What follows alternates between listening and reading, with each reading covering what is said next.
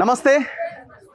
నేనున్న ఈ ప్రాంతంలో ఎకరా భూమి దాదాపుగా 100 నుంచి 150 కోట్ల విలువ చేసే ప్రాపర్టీ అన్నమాట. ఇది 100 నుంచి 150 కోట్లు. ప్రభుత్వం ఒకవేళ ఈ క్షణం వేలం వేసినా కూడా ఇక్కడ ఎకరా 150 కోట్లకు పోతుంది. ఈ ఏరియా వచ్చి సర్వే నెంబర్ 1007 హైటెక్ సిటీ. జస్ట్ ఒక 1.5-2 కిలోమీటర్స్ వెళ్తే హైటెక్ సిటీ, 2 కిలోమీటర్లు 3 కిలోమీటర్లు పోతే గచ్చిబౌలి, ఇటు హైదరాబాద్ సెంటర్ సిటీ. ఈ ఏరియాలో ఉన్న ప్రాంతం ఇది. పక్కనే యశోద హైటెక్ సిటీ హాస్పిటల్, దాని పక్కనే ఎన్ఐఏ, ఆ పక్కనే ఉన్న ల్యాండ్ ఇదంతా. ఈ 1007 అనే సర్వే నెంబర్ మీద మనం గత కొంతకాలంగా ఫైట్ చేస్తున్నాం. నేను ఎప్పుడో 1 year back first video start చేసినప్పుడు దాదాపు ఇక్కడ ఉన్న 300 ఎకరాల భూమి గద్దల్లాగా తన్నుకుపోయే పెద్ద ఎత్తున కుంభకోణం జరుగుతున్నది.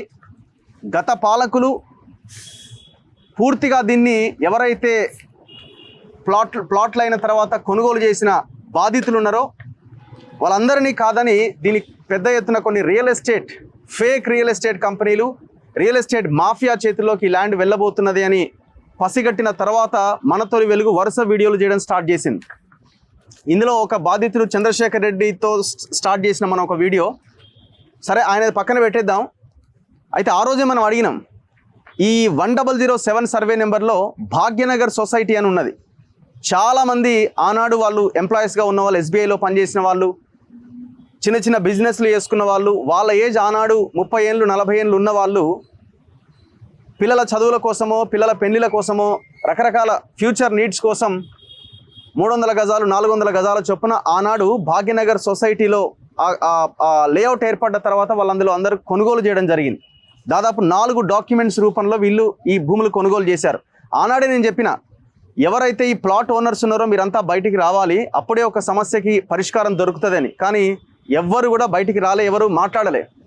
కానీ మొత్తానికి ఆఫ్టర్ 1 ఇయర్ తర్వాత చాలా సంతోషమైన విషయం ఏంటంటే ఈ భాగ్యనగర్ సొసైటీ ప్లాట్ ఓనర్స్ అంతా బయటకు వచ్చారు.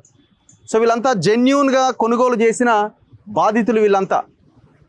విషయం ఏంటంటే వీళ్ళు భాగ్యనగర్ సొసైటీ ఏర్పడ్డది, వీళ్ళు అందులో ప్లాట్స్ కొనుగోలు చేశారు, వీళ్ళు ఆ పొజిషన్లో వీళ్ళే ఉన్నారు, వీళ్ళ భూమి ఎక్కడుందో వీళ్ళందరికీ తెలుసు, వీళ్ళు వెళ్ళి చూసుకుంటున్నారు. కానీ జిహెచ్ఎంసీ హెచ్ఎండిఏ కనీసం వీళ్ళకి ఇండ్లు కట్టుకోవడానికి పర్మిషన్స్ ఇవ్వట్లే. వాళ్ళు అదే అడుగుతున్నారు. వాళ్ళు ఎవరి మీద విమర్శలు చేయడానికో ఇంకోటో ఇక్కడికి రాలే. మేము కొన్న స్థలంలో మేము అక్కడ కట్టుకోవడానికి మీకు వచ్చిన ఇబ్బంది ఏంటి అని అడుగుతున్నారు. ఇబ్బంది ఏం లేదు, ఇక్కడ కొన్ని రియల్ ఎస్టేట్ మాఫియాలు ఇందులోకి ఎంటర్ అయిపోయినాయి. ఇందులో కొంతమంది రిటైర్డ్ పోలీస్ ఆఫీసర్లు ఉన్నారు. రిటైర్డ్ పోలీస్ ఆఫీసర్లు అంటే ఆ ఫోన్ ట్యాపింగ్ కేసులో ఇన్వాల్వ్ అయిన దొంగలు ఉన్నారు. అండ్ దాంతోపాటు గతంలో బీఆర్ఎస్ హయాంలో ఉన్న కొంతమంది లీడర్లు ఉన్నారు, లీడర్ల చెంచాలు ఉన్నారు. వాళ్ళు ఇప్పుడున్న అధికార పార్టీ దగ్గరికి చేరి ఈ మొత్తం వ్యవహారాన్ని సెట్ కాకుండా చేసే ప్రయత్నం జరుగుతున్నది. మన బాధ్యత ఈ అంశాన్ని ముందుకు తీసుకెళ్ళాలి. ఇది వేరే వాళ్ళ రియల్ ఎస్టేట్ మాఫియా పాలు కాకుండా ఈ బాధితులు నష్టపోకుండా చూడాల్సిన బాధ్యత మన మీద ఉన్నది. కాబట్టి నేను వరుస వీడియోలు చేస్తున్నా. మొత్తానికైతే వీళ్ళంతా బయటకు వచ్చారు. ఎంతమంది అండి? మొత్తం దాదాపుగా 1400 మందిలో మనకు ఒక 100 మంది అటు ఇటుగా కనబడుతున్నారు. సో ఇంకా కొంతమంది ఎందుకులే మనం అక్కడికి వెళ్తే ఇబ్బంది అవుద్దానో, లేకపోతే ఇంకోటనో ఇప్పుడు వద్దులే వచ్చినప్పుడు చూసుకుందాంలే అనో కొంతమంది రాలేకపోవచ్చు. కానీ ఒక 100 మంది అయితే బయటకు వెళ్ళారు. ఈ 100 200 అవుతుంది, 200 400 అవుతుంది, 1000 అవుతుంది, 1400 అవుతుంది. తప్పకుండా దీని మీద పోరాటం చేయాల్సిన అవసరం ఉన్నది. ఇది ఒక ఎగ్జాంపుల్. ఎందుకంటే చాలా ప్రాంతాల్లో మనం ఒక దగ్గర ప్లాట్ కొనేస్తాం, ఎవడన్నా కబ్జా పెడితే అయ్యో పోయిందని వదిలేస్తాం. ఎందుకు వదలాలా? మీరు కష్టపడ్డ సొమ్ము, మీరు కష్టపడి సంపాదించింది, మీ పిల్లల కోసం కష్టపడ్డ సొమ్ము ఒక దగ్గర ఇన్వెస్ట్ చేసిన తర్వాత ఎవడో వచ్చి కబ్జా చేస్తే ఇంతకాలం ఎందుకు మీరు బయటికి రాలేదు? ఎందుకు రాకూడదు? మనం ఒక్కసారి ఒక అడుగు ముందుకేస్తేనే ఒక పరిష్కారం దొరుకుతుంది. దయచేసి గుర్తుంచుకోవాలి. అయితే ఈ విషయం ఏంటంటే 1007లో మొత్తానికి 349 ఎకరాల 24 గుంటల భూమి ఉన్నది. యాక్చువల్గా 1007లో ఇందులో ఒక 49 ఎకరాలు గవర్నమెంట్ ఆనర్ లెప్రసీ కాలనీకి ఇచ్చింది. అందులో 300 ఎకరాలు మిగిలితే ఆ 300 ఎకరాల్లో ఒక 14 ఎకరాలు రైల్వే లైన్ కింద పోయింది. మిగతాది 286 ఎకరాలు. ఆ 286 ఎకరాల్లో 167 ఎకరాలు భాగ్యనగర్ సొసైటీది. మిగతా 119 ఎకరాలు కూడా వీళ్ళు క్లెయిమ్ చేస్తున్నారు కదా, పక్కన పెడదాం. ఫస్ట్ అయితే వీళ్ళ ప్లాట్స్ అన్నీ ఉన్నవి 167 ఎకరాల్లో. వీళ్ళు 91, 496/98లో 4 డాక్యుమెంట్స్ రూపంలో ఒకసారి 50 ఎకరాలు, ఒకసారి 25 ఎకరాలు, ఇంకోసారి 22 ఎకరాలు, ఇంకోసారి 70 ఎకరాల చొప్పున కోర్టు పర్మిషన్స్ ఉన్న కోర్టు ఆర్డర్స్తో కూడిన 4 డాక్యుమెంట్స్ రూపంలో వీళ్ళందరికీ రిజిస్ట్రేషన్స్ జరిగినాయి. ఇది చాలా చరిత్ర ఉన్నది. వీళ్ళు ఒక బోర్డు కూడా ఇక్కడ ఏర్పాటు చేయడం జరిగింది. దాన్ని డీటెయిల్డ్గా వాళ్ళే ఎక్స్ప్లెయిన్ చేస్తారు, వాళ్ళ మాటల్లోనే విందాం. సో వీళ్ళంతా వీళ్ళ ప్లాట్స్ గురించి వీళ్ళు కొట్లాడుతున్న క్రమంలో వీళ్ళే రెవెన్యూ ఎక్స్పర్ట్స్ అయిపోయినారు. సో ఆ స్థాయిలో వీళ్ళు మనకే ఎక్స్ప్లెయిన్ చేస్తున్నారు. రిజిస్ట్రేషన్ కూడా కోర్టే చేసిందని అంటున్నారు. అయితే విషయం ఏంటంటే కొంత సబ్జెక్ట్లోకి వెళ్ళే ముందు వీళ్ళు ఎవరి దగ్గర నుంచి కొనుగోలు చేసిరు అన్నది ఇది ఒక ముస్లిం ఫ్యామిలీకి సంబంధించిన ఫ్యామిలీ ట్రీ అన్నమాట. రైజ్ యార్ జంగ్ బహదూర్ అనే ఫ్యామిలీకి సంబంధించి 2 కొడుకులు 2 డాటర్లు వాళ్ళ దగ్గర నుంచి ఈ భాగ్యనగర్ సొసైటీకి వచ్చిన భూమి. ఇందులో ప్రైమ్ ప్రాపర్టీ అనేవాడు ఇంకా కొన్ని రియల్ ఎస్టేట్ కంపెనీలు కలిసి ఒక ఫేక్ డాక్యుమెంట్స్ను తయారు చేసి ఇది మాది అని క్లెయిమ్ చేస్తున్నారు. అక్కడ వీళ్ళకి వచ్చిన ఇబ్బంది, అది ఫేక్ డాక్యుమెంట్స్ అని నిరూపించడానికి చేయడానికి అన్ని రకాల ఆధారాలు వీళ్ళ దగ్గర ఉన్నాయి. రీసెంట్గా ఎవరైతే ఆ ప్రైమ్ ప్రాపర్టీ వాడు హషీం అలీ అనే ఒక వ్యక్తి దగ్గర నుంచి మేము కొనుగోలు చేసినామని లింక్ డాక్యుమెంట్స్ ఏవైతే కొన్ని చూపిస్తున్నాడో అది ఫేకు, నా తండ్రిని బెదిరించి రిజిస్ట్రేషన్ చేసుకున్నారు, నా తండ్రిని బెదిరించి రాయించుకున్నారు అని ఒక ఎఫ్ఐఆర్ కూడా రీసెంట్గా 5/9/2024 నాడు ఒక ఎఫ్ఐఆర్ కూడా నమోదైంది. ఎఫ్ఐఆర్ నెంబర్ 45/2024 సెక్షన్ 406, 420 పలు సెక్షన్ల కింద ఈ కేసు నమోదైంది.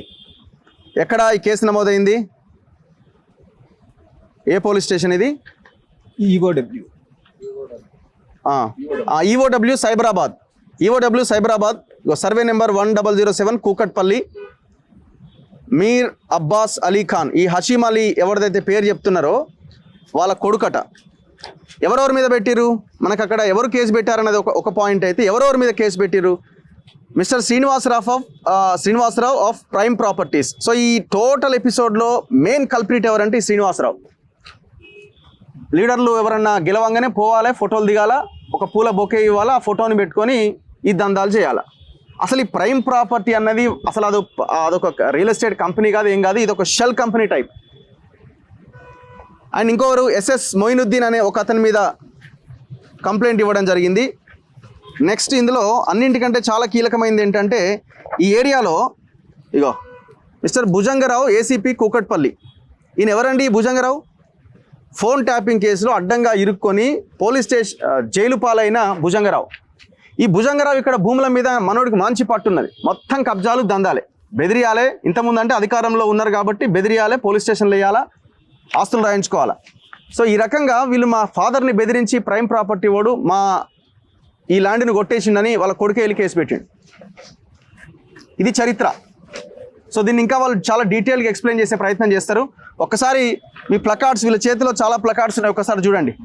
GHMC says yes, revenue says yes, why re-registration say no, our unity, our strength, our right is not negotiable. అంటే మీరు ఏదో పైసలు ఇస్తేనో లేకపోతే మీరు వదిలేసుకోండి నేను వెళ్ళిపోతున్నా, మేము వదిలేసే బాపత్ కాదు అని వాళ్ళు చెప్తున్నారు. ఎందుకంటే వాళ్ళు కష్టపడ్డ సొమ్ము కాబట్టి. Stop the endless legal harassment. ఎంతకాలం తిరుగుతారండి? ఒక్కొక్కరు 30 ఏళ్ళు 40 ఏళ్ళ నుంచి కొన్న వాళ్ళు, ఆ ఏజ్లో ఉండి కొన్న వాళ్ళు ఇవాళ 80 ఏళ్ళకి వచ్చారు. పెద్దమనిషి ఏడి ఎంత అండి మీ ఏజ్? అప్పుడు ఆయన ఏజ్ 47 అప్పుడు, ఇప్పుడు ఆయన 77-78 ఏళ్ళు ఉన్నాడు. అంటే 30 ఏళ్ళుగా కొట్లాడుతూనే ఉన్నాడు. 30 ఇయర్స్గా 1400 families 30+ years still waiting for GHMC permissions. ఇదేమన్నా రాకెట్ సైన్సా లేకపోతే ఇది తేల్చడానికి? ఇక్కడి నుంచి ఏమన్నా రాకెట్ని పంపించి పైన ఏమన్నా రీసెర్చ్ చేసి కిందికి ఇన్ఫర్మేషన్ వస్తే అప్పుడేమన్నా చేసేదా? అన్ని డాక్యుమెంట్స్ మీ ముందే ఉన్నాయి, డిపార్ట్మెంట్ ఉన్నది, ఆఫీసర్లు ఉన్నారు. ఇది తేల్చి ఇది వీళ్ళది ఇది వాళ్ళది అని తేల్చడానికి ఏంటి ఇబ్బంది? తేల్చరు. ఇది తేల్చకుండా ఏదో ఒక రోజు వీళ్ళు ఇట్లాగే చేసి 1400, 1000 మంది కావాలి, 1400 కావాలి, 400 నలుగురు కావాలా, అందరు లేకుండా పోతే ఈ భూమి మనదైపోతుంది. అందుకే ఈ లీడర్లకి, ఈ మాఫియాకి దీన్ని పరిష్కరించడం ఇష్టం లేదు. అందుకే రిజిస్ట్రేషన్స్ చేయడానికి వీళ్ళు ఇంట్రెస్ట్ చూపిస్తలేరు. సో ఇట్లా వీళ్ళ ఫైట్ కొనసాగుతున్నది. ఒకసారి డీటెయిల్గా డిస్కస్ చేద్దాం. మీ డాక్యుమెంట్స్ మీ దగ్గరే ఉన్నాయి అందరివి, ఆల్ డాక్యుమెంట్స్. సో అందరు డాక్యుమెంట్స్ తీసుకొని వచ్చినారు చూడండి.